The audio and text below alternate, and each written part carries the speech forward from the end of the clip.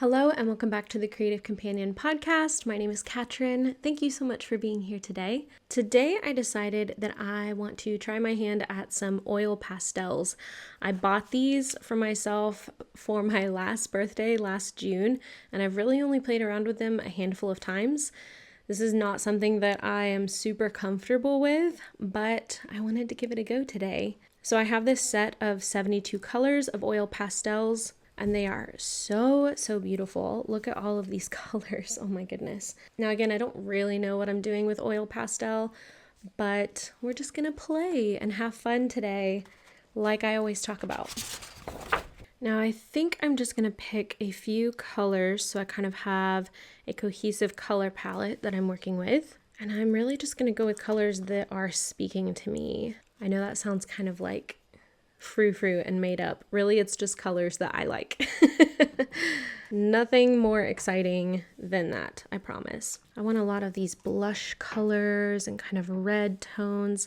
I've just been really drawn to warm tones lately. I can't really explain it. And for what I want to do today, I'm going to need some greens as well. I'm not really sure what greens will look best with this. I don't know, that may be something that I have to kind of play around with. Maybe I'll grab 2 different colors of green. I don't know, some of the greens are quite vibrant, so I'm a little nervous about that. Maybe I'll do like a brown with the greens. Maybe that'll help. Okay, and I'm just gonna set the rest of my palette aside. So these are the colors that we are gonna work with today. As always, I encourage you to grab a project that you want to work on today, whether that's something new that you're starting on or something that you've been working on for a while, and let's create together. For today's episode, I really wanted to talk about leaning into creative energy when it strikes. I talked a bit about creative energy in my last episode, and really and truly that just means times in our life when we're just really energized for whatever it is that we're working on. If you have any sort of creative inklings or creative desires or passions, you know those moments when you're like, I just want to make something. In my last episode, I called it almost like manic in a way, because it can certainly feel that way. And I don't say that lightly. I know that manic episodes are a very serious thing. I'm just using that terminology to say that there are periods in time where creatives experience this just extreme desire to create something, and it just seems to like be pouring out of you, and you kind of can't be stopped within the creative process.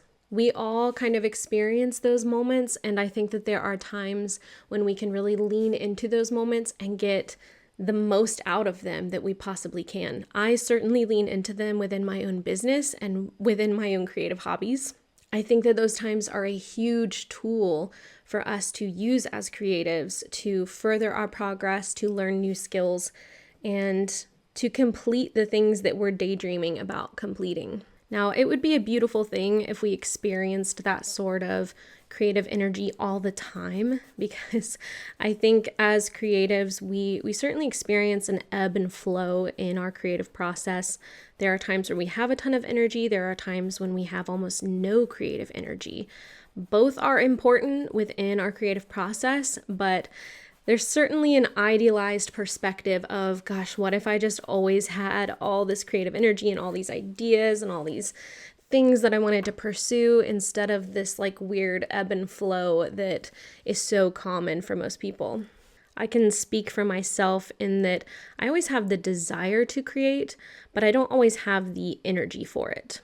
And so what I mean by that is, there's always something that I can work on, something that I have that calling to work on. But when it comes to learning new skills or trying something that's way outside my comfort zone, I don't always have the energy to put towards that sort of learning or that sort of ideation. Just like I always say, similar to working out, you may know that working out always makes you feel really good and you need to go do that for your mental health, but you may not always have the energy to pursue it in a super hard-hitting way, or, having the best workout of your life every time you go to the gym. And that's just very normal for humans in general, honestly. So when I do have creative energy, when I do have these really intense feelings and ideas that I want to get out there into the universe. I like to use that time in some very specific ways to get the most out of it. I guess in some way to feel like I'm not just wasting those days. And I know that's silly. Like, I don't actually feel like any time within the creative process is a waste necessarily. But as with anything, there are times where we can use our energy in the most productive way possible. So I'm just going to go over some of those ways today. Again, as always, take what resonates with you, leave behind what doesn't. This is just my perspective on creativity and the creative process. Ironically, I'm having a day today where I am very low energy and I'm not having one of those just creative burst moments. And that's okay. That happens too. That is part of the creative process, and you just have to embrace those days as well. So one of the main ways that I try to get the most out of these really energetic moments is to plan out a lot of my content during this time. So on days where I have a ton of energy, that's usually the days that I will do a lot of planning. So I will sit down with a notebook or maybe even like a Notion board or something like that and just jot out a ton of ideas. This is really, really helpful within my business because there are times in my business where I have to come up with marketing content or ideas for my portfolio or ideas for clients, and I just am struggling to get through it. So on days where a lot of ideas are hitting me all at once, I try to get the most out of that and write down everything that's coming to me. So when I had an idea for this podcast, to start this podcast rather, I was having one of those days and I sat down with a Notion board and I wrote out all the ideas that I could think of that had to do with creativity or the creative process. And I came up with so many ideas, things that I felt like I could talk about for a long time. And I put them all down in the Notion board, and I was able to plan out my content way in advance for this podcast. And so now when I'm having a low energy day like today, I can sit down and I know exactly what I'm going to talk about. It's already been planned out. And I can just sit down and talk about the topic that I already have planned and just enjoy making today. And I don't have to come up with a new idea. That in and of itself is very, very freeing. At least I find it to be very, very freeing. I never hold myself to just talk about the topics that I planned, weeks or months ago. But again, on days like today where I do have low energy, it's just very, very nice not to have to think so much. So when I am putting together a lot of different ideas for work or for my creative hobbies, I almost just let it flow like stream of consciousness, because I find that on those days where I have a lot of energy, it does just kind of naturally flow like that. I don't have to overthink things. In fact, I don't even have to spend time culling my ideas or figuring out which ones I can actually make happen. I know that once I get to that point, once I'm really to a point of making those ideas become a reality, that's when I can kind of be like, okay, how feasible is this? What do I actually want to work on today? Like, you still have freedom to pursue the things that you want to pursue. You're not beholden to any sort of standard that you've set for yourself. But I just find having a whole collection of ideas to draw from in the first place, when I actually sit down to work on those ideas, I just feel 5 steps ahead. I feel like I've already done the hard part. Now I just get to play and have fun like I'm doing today with these flowers. The pressure is off to come up with something completely unique in this moment. I'm just purely in like an exploration part of my process. Similarly, the next thing that I do quite often is I batch my content. So if I have created a lot of ideas and I have actually sat down to make them happen in this moment, like maybe I have a lot of time that I can spend in the ideation phase and I've decided to move on into making them a reality, I try to get as much content done and finished as possible as well. Again, a lot of this comes into play within my business and how I choose to run my business, but I find it to be the perfect time to create a ton of stuff, have it saved, have it finished, and maybe even just schedule it out. And then things like my marketing content, or any concepts I'm sending to a client are just ready to be sent. And then it allows for days when I am lower energy to kind of sit back and relax a little bit and know that that content has gone out to clients or it is going out to market my business and handle the things that maybe I don't have energy for that next day. Think of it as like batching your meal prep, right? It's like you're sitting down, you have the energy one day to make all of your healthy meals for that week, things that then you can just enjoy and know that you've taken the time to measure out portions, you've taken the time to make sure all the macros are good, you've taken the time to get the groceries in the first place. Let's be honest, that sometimes is the hardest part. And then you just get to enjoy. You get to spend the rest of the week enjoying your hard work and the effort that you put in. And it's way easier to do that than try and go to the grocery store every day, try and cook a healthy meal every day, make sure you're staying on top of it every day. Batching content is very much the same. You take those tedious things within your process and you batch them and you do them all at once. So then you don't have to think about them after that, or at least think about them very minimally. And I just find that those days are the absolute best days for that. Do I have a plan for these flowers? No, not really. I'm literally just doodling and seeing what happens. Will they look like flowers when I'm done? Who's to say? We'll find out together. I haven't used these colors over here, so maybe I'll grab some of these. Again, like I said, you don't have to use all the ideas, though, that you create during these really energetic days. In fact, I would go so far as to say probably every idea that you come up with during these energetic days are not going to be worth using, and that's okay too. These are just the days to get all the ideas out, and then you can go through them and cull them later. And I think that that can be a really normal part of your process, to just go ahead and factor that in, that you're going to have days where you generate a lot of content and ideas, and then you're going to have days where you go through and see which ideas are the best or which ideas are worth sending out or turning into a finished product in the first place. Now, when I say that I create a lot of ideas and I don't end up using all of them, I don't mean that I create a lot of content and I don't end up using it. I mean, when I get to the creating of the content, that's when I start culling through the ideas and I say, okay, which ones really are the ones that I most resonate with? Which ones do I think are going to reach the audience that I most want to connect with? Even if you are a fine artist and you're not doing something as typical as, marketing yourself on Instagram or things like that. Maybe you're a hobbyist or you haven't reached the point of wanting to show people. I still think you can use these same ideas of generating a lot of ideas and generating a lot of content. And as you create, as you bring them to life, you can decide for yourself if this is something that you would ever want to show someone, or if it needs to stay in your notebook for now, or if you want to revisit an idea and try it a slightly different way. All of those things are perfectly okay. And again, a very natural part of your process. And you know what's so funny is as I'm saying this, I think I've decided that I don't like where this oil pastel is going. And so, you know what? I'm just going to flip the page and try again. Everything's a learning process, isn't it?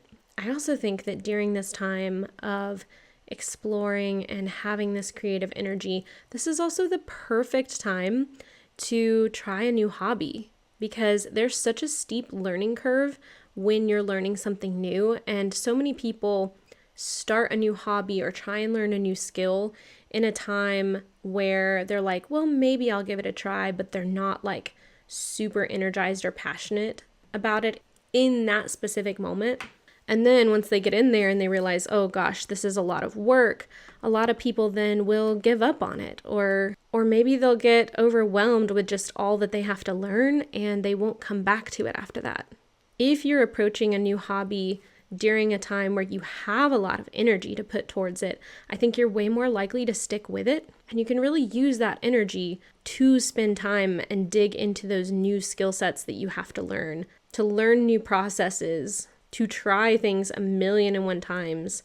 Like I said about knitting, I had to learn how to cast on about like 1,000,000 times before I could consistently do it. And that's something that you do have to have a level of energy to put towards something to even want to do that in the first place. And here I am starting my flowers over And this is a perfect example, right? Of you have to allow yourself to kind of explore and to fail at things. And I feel like as humans, we're just like more naturally okay with trying things and working hard at things when there is energy or passion behind it.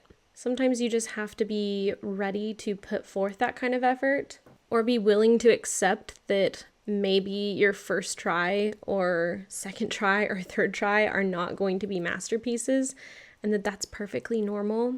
I know I got really into 3D modeling recently, and even though I had a slight background in that from college and I had a little bit of, knowledge surrounding 3D modeling, so much had changed and there was so much that I needed to learn. And I went through a period in time where I was just really, really energized about it. Like I wanted to work on it so much. And that's what it took to relearn those skills or to give those skills a second chance. Because in a way, anything that's worth learning is going to have a level of complexity, I think, that you have to have some excitement for, or you're not going to stick with it. Or at least it'll just be a lot easier to stick with it if you have some excitement or passion or drive and energy to put towards it. Sometimes I feel like during these energetic times that is also the perfect time to do a hobby that's really going to energize you more. Something you're really confident in, that you feel like will just kind of boost your own self-esteem when it comes to the creative process. For me, for a long time, that has been drawing. I'm quite out of practice with drawing and painting at this point in my life, but for a while that was my go-to. If I needed a boost in my own kind of creative process or to feel like I was capable of doing what I was setting out to do, sitting down to draw first was going to give me that confidence to keep going into the things that were more difficult or into the skills that I was still learning. So much about exploring creativity is just allowing yourself to try things. I know I say that in almost every single episode, but it's so true. I think the people that struggle most with the creative process are the people that are scared to just try and see what happens. And you don't have anything to fear. Like I said last episode, nobody needs to see it until you're ready. And so what if you get something wrong? So what if it takes you a few tries to get it right? What's the worst thing that can happen from just giving it a try? My colors are starting to mix a little bit, and I kind of like it because every time I put down a pastel, I'm not really sure what color is going to come out because I just have them completely covered in other colors. I'm just kind of mixing and blending as I go. I also think that the older we get, the less we are involved in things that we haven't done before, or at least the less we put ourselves in situations where we aren't fully comfortable. People get comfortable in their own little worlds and their hobbies and the things that they do every day. And we forget that as kids, when we're in school, we are constantly being pushed in directions that maybe aren't super comfortable for us yet, or things that we haven't tried yet. Sometimes I think that's why kids are so much more open to creativity than adults. Like, kids aren't inherently more creative. I think they're more likely to try, and they're less likely to be scared of things that they haven't encountered before. There's nothing wrong with liking to feel comfortable, but there's also no harm in trying something new and just seeing what happens. If you've listened to this whole episode and you're thinking, well, I want to be a creative person, I don't know if I've ever really experienced what it is that you're talking about with these like creative bursts, these moments of intense energy towards, whatever it is that I want to work on. Maybe you have experienced them. Maybe you aren't sure what it is that you are feeling in those moments. Maybe you just have a curiosity towards a certain medium, or maybe you've watched someone around you do a hobby and you're like, oh, I would love to learn that. I would love to know more about that, but I don't even know where to start. At this point in time, there are so many tutorials on YouTube or on different platforms where you can learn from experts. You can find people that like genuinely know how to do oil pastels instead of watching me, who has literally only picked up oil pastels maybe twice in her whole life. But there are certainly a whole number of resources at your disposal that you can find online or in books, whatever your preferred medium, and you can just give it a try.